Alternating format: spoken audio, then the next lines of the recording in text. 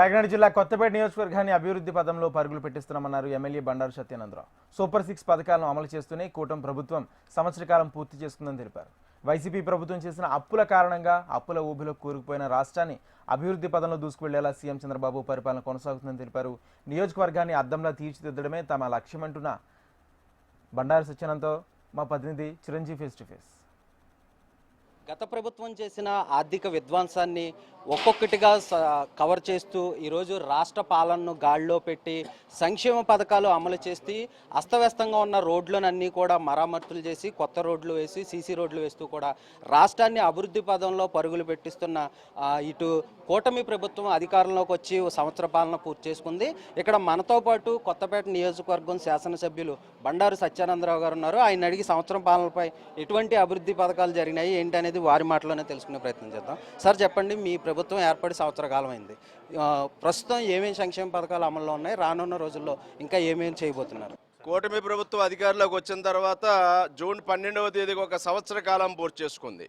కూటమి ప్రభుత్వం ఎన్డీఏ పాలన తెలుగుదేశం, జనసేన, బీజేపీ పార్టీల తరపున చంద్రబాబు నాయుడు గారు, పవన్ కళ్యాణ్ గారు, మోడీ గారి యొక్క ఆశీస్సులతో ఏ విధంగా ఈ రాష్ట్ర ప్రగతికి రేపు ఉండే కూటమి అధికారంలోకి వస్తే ప్రజలకు ఏం చేస్తామన్నది ఒక మేనిఫెస్టో రూపంలో ఆనాడు ప్రకటించడం జరిగింది. ప్రజలు కూడా చాలా ఆలోచనతోటి విజ్ఞతతోటి ఈ ప్రభుత్వ అధికారంలోకి వస్తే ఈ ప్రభుత్వం వల్ల మేలు కలుగుతుందని భావించి ఎటువంటి ప్రభుత్వం అధికారం రావాలనేది ఆలోచనతోటి ఆనాడు అత్యధికమైన మెజార్టీ సీట్లతో అత్యధికమైన ఓట్ల మెజార్టీలతో 164 స్థానాలు 175 గాను ఎన్డీఏ కూటమి పట్టం కట్టారు. అంటే ప్రజాభిమానం ఏ విధంగా, ప్రజా విశ్వాసం ఏ విధంగా ఎన్డీఏ కూటమి నాడు చూరగొందో దీని ఒక ఉదాహరణగా చెప్పొచ్చు. ప్రజాభిమానాన్ని, ప్రజా విశ్వాసాన్ని నిలబెట్టుకోవడం కోసం ఆనాటి నుంచి గత వైసీపీ పాలనలో 5 ఏళ్ల పాలనలో అడుగంటిపోయిన రాష్ట్ర అభివృద్ధి, విధ్వంసకర పాలన ఆనమాలను చెరిపేస్తూ రాష్ట్ర ఆర్థిక పరిస్థితిని ఒక గాడిలో పెట్టి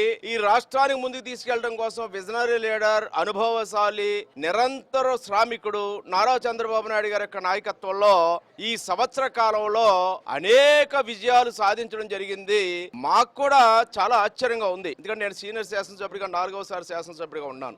ఏ విధంగా ఈ రాష్ట్రం ముందుకెళ్తుంది, ఆనాటి ముఖ్యమంత్రి వైఎస్ జగన్మోహన్ రెడ్డి చేసినటువంటి అరాచక, రాక్షస, అప్రజాస్వామిక, చేత కాని పాలన ఏ విధంగా చంద్రబాబు నాయుడు గారు దీన్ని అధిగమించి ముందుకెళ్తారని మేము మాలాంటి వాళ్ళని కూడా పూర్తి నమ్మకంతో లేవు. అటువంటి దాన్ని ఒక గాడిలో పెట్టి మేనిఫెస్టోలో ఉన్న హామీలు నెరవేర్చుకుంటూ రాష్ట్ర ప్రగతి ముందుకు వెళ్తా ఉంది. అమరావతి రాజధాని 12,500 కోట్ల రూపాయలతో పనులు మొదలయ్యాయి. పోలవరం ప్రాజెక్టు 12,500 కోట్లు, అమరావతి రాజధాని ఒక 15,000 కోట్లతోటి శర వేగంతో ఆంధ్రప్రదేశ్ రాష్ట్రానికి 2 కళ్ళు లాంటి గొప్ప ప్రాజెక్టులు సత్వరం మొదలై వేగంగా పనులు జరుగుతూ ఉన్నాయి. చెప్పండి, ఇప్పుడు అమరావతి పైన మొన్న చేసిన వ్యాఖ్యలు ఏ రకంగా చూడవచ్చు అంటే అమరావతి అభివృద్ధి చెందుతున్న నేపథ్యంలో దానిపై ఇటువంటి వ్యాఖ్యలు చేయడం ఎంతవరకు సమంజసం అంటారు? మీరు దానిపై ఏం చెప్తారు?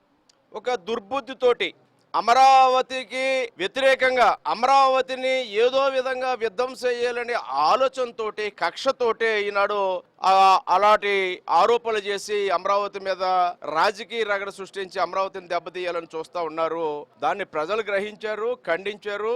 ఎవరైనా అమరావతి జోలికి వస్తే మొన్నే మట్టి కొట్టుకుపోయారు, 11 స్థానాలకు పరిమితం అయ్యారు. ఇంకా ఇదే విధాన తరహాలో ఉంటే మొత్తం అడ్రస్ లేకుండా వైసీపీ పార్టీ కనుమరుగైపోయి వైసీపీ నాయకులంటేనే ఆంధ్రప్రదేశ్ ప్రజానీకం అసహించుకునే పరిస్థితి వారు తెచ్చుకుంటూ ఉన్నారు. భవిష్యత్తులో అదే జరగబోద్ది. సార్, అమ్మఒడి కూడా అమలు చేశారు. అయినా కూడా అమ్మఒడి మీద కూడా ఆపోజిట్ పార్టీ వాళ్ళు కొంత దుష్ప్రచారం అయితే చేస్తున్నారు. దానిపై మీరు ఏమంటారు? వైసీపీ పార్టీ అనేది ఒక పార్టీ కాదు, దానికి ఒక అరాచక శక్తి. నా దృష్టిలో అయితే ఒక అవాంఛనీయ శక్తి వైసీపీ, ఒక విషవృక్షం వైసీపీ. ఏదో ప్రజలు ఆనాడు తప్పుదారి ఒక అవకాశం కల్పించారు, ఒక్క ఛాన్స్ ప్లీజ్ అంటే ప్రజల్ని 5 ఏళ్ల పాటు వెన్నుపోటు పొడిచారు.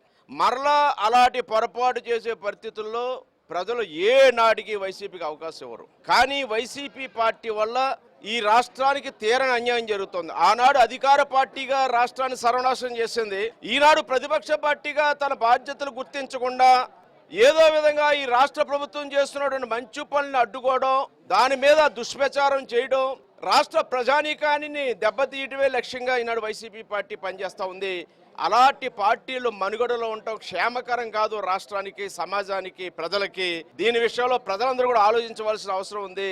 వైసీపీ పార్టీని టోటల్గానే బహిష్కరించాలి, రద్దు చేయాలి.